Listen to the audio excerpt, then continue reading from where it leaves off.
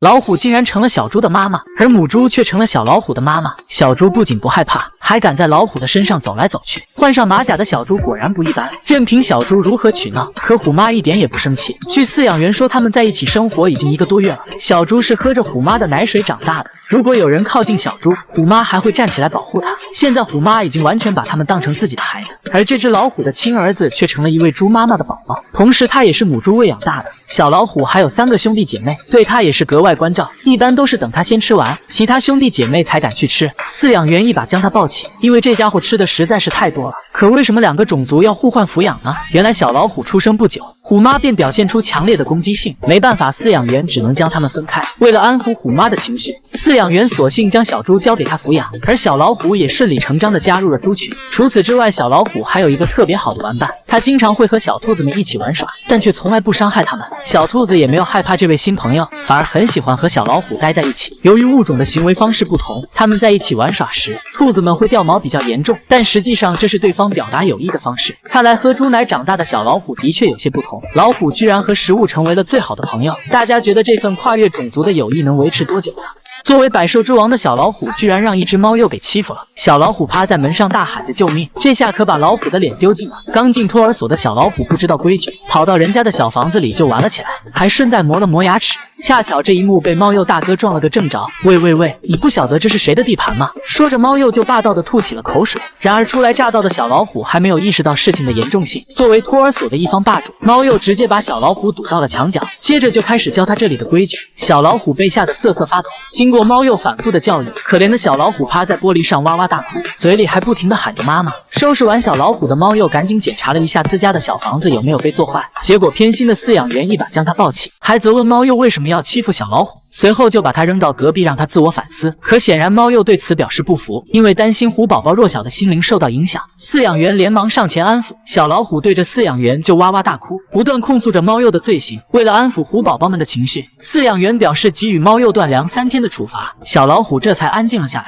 但隔壁的猫鼬瞬间就急了，疯狂地扒拉着玻璃想要出去继续揍他，可门却怎么也打不开。没办法，只好去找大哥帮忙。大哥，隔壁几个新来的说他们才是这里的王，让咱们小心点，等我刷完牙就去教训一下他们，是龙也得盘着，何况还是几只小老虎。正当小老虎们睡得正香时，突然响起一阵敲门声，小老虎瞪大了眼睛，原来是黑猩猩找上门了。小老虎瞬间就慌了，怎么办？黑猩猩疯狂开始砸门，惊恐的小老虎赶紧爬到了墙角，连口水都被吓了出来。胆小鬼，有种你别跑啊！就在小老虎思考应对方案时，下一秒黑猩猩竟然出乎意料地打开了门，这操作把几只小老虎都看傻眼了。进来之后，黑猩猩并没有第一时间暴揍小老虎，而是嘚瑟地显摆了一通，接着他不经意地拿了块毛毯，仅凭一记眼神就将2只小老虎吓得连滚带爬。小黑也是人狠话不多，上去就给了对方一个响亮的耳光，这下可把小老虎给打懵了，躲在箱子后面大气都不敢出一口。躲起来我就找不到你了吗？是老虎你就别藏着。还没等小老虎反应过来，小黑又是2巴掌呼过去，结果逃跑的路上脑袋还被撞个大包，这下可给小老虎整郁闷了，没有一个能打的，还说自己是森林之王。回到家的小黑得意地吃起了水果，猫鼬见状直呼大哥 YYDS， 几兄弟吃了败仗，一脸生无可恋。饲养员见状立刻安排了营养大餐，希望他们忘记悲伤。为了让小老虎振作起来，饲养员还特意拿来猫鼬玩具帮助他们找回自信。回想起猫鼬的所作所为，小老虎狠狠地咬了下去，痛快地发泄着心中的委屈。接着另一只也加入了其中，有了自信的老虎就是不一样，这回竟敢主动上门发起挑衅。见对方来势汹汹，黑猩猩抓起毯子就跑到一旁躲了起来。猫鼬见状有些蒙圈，这是什么情况？大哥怎么也怂了？看见2只小老虎不会开门，黑猩猩嘲讽道：还想和我拼？你们有这个实力和智商吗？这只狗叼着1000块钱熟练地走进一家超市，随后将钱放在地上，接过老板手中的罐头后，走出超市就开始大口享用。狗子名为旺财，是10里8乡最会搞钱的狗。超市老板说，旺财每天都要来店里消费10盒肉罐头，而且出手大方，基本都不用找零。可一只狗是如何赚钱的呢？只见他熟悉地跑向一家商铺，老板娘离开后，旺财就趴在门前当起了店员，肩负起看守的责任。当然这临时工可不是免费的，作为奖励，老板娘大方地掏出1000块工资支付给旺财，并且还对他的工作给予了表扬。拿到工资的狗子转身就跑进了超市，但这还没完，吃完1盒罐头后，狗子马上就盯上了一位买菜的大姐，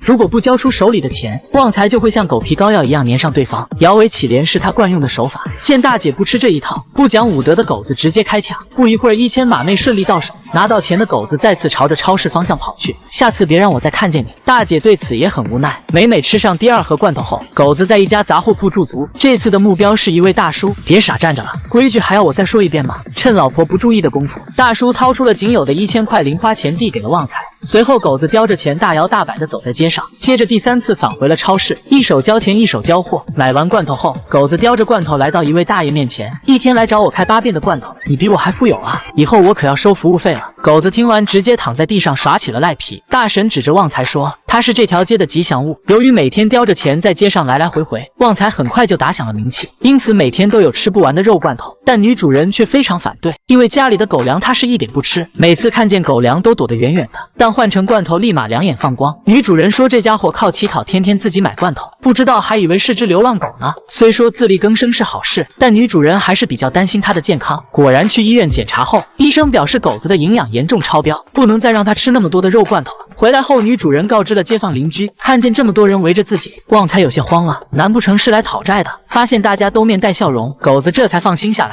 此时他还没意识到自己已经赚不到钱了，餐餐罐头的生活一去不复返，看来平平淡淡的日子才是真。这只企鹅为了报恩，连续10年漂洋过海，每年往返8000公里海域，只为见一位老人。国际多家媒体授予他世界上最懂得感恩企鹅的称号。这是发生在巴西里约热内卢一个真实的故事。2011年，生活在岛上的老人在当地海滩的岩石上发现了一只奄奄一息的小企鹅。当时它浑身沾满了黑色的石油，整个身体几乎无法动弹，见小家伙可怜，于是善良的老人便将它带回了家中救治。由于企鹅身上沾裹的石油很难被清理，因此老人每回都小心翼翼地处理着。而这只企鹅似乎也知道老人的善意，它表现得十分配合。最终老人花了1个星期的时间才将它身上的石油全部清理干净，小企鹅也恢复了最初可爱的模样。老人为它取了个好听的名字丁丁。这个期间他每天坚持出海打鱼，接着把捉到的鱼儿再喂给丁丁。在他悉心的照顾下，小企鹅很快恢复了行走的自由。这时老人意识到该是他离开的时候，老人将丁丁带到了海边，示意他可以回家了。